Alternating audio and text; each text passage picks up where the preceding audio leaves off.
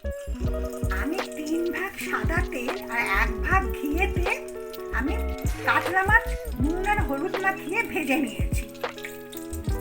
সেই ভাজা তেল আর ঘিতে 2টো তেজপাতা ফোড়ন দিলাম।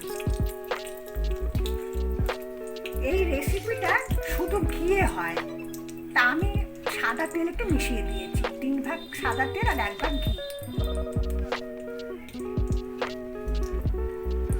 এর মধ্যে আমি টমেটো বাটা দিলাম, কাঁচা টমেটোকে বেটে নিয়েছি। দিয়ে দিলাম।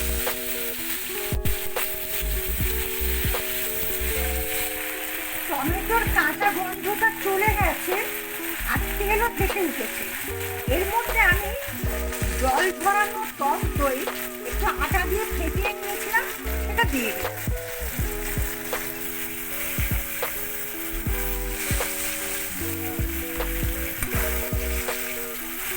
তেলটা ফেসে উঠেছে। এর মধ্যে আমি একটু কাঁচা লঙ্কা বাটা দিয়ে দিলাম স্বাদ মতো।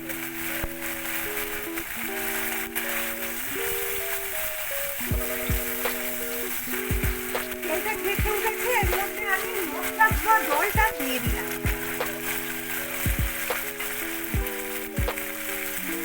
একটু নুন দিলাম।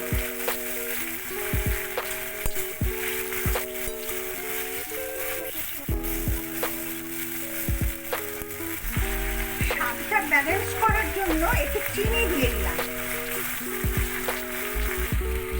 নুন হলুদ দিয়ে ভাজা কাতলা মাছের পিসগুলো দিয়ে দিলাম।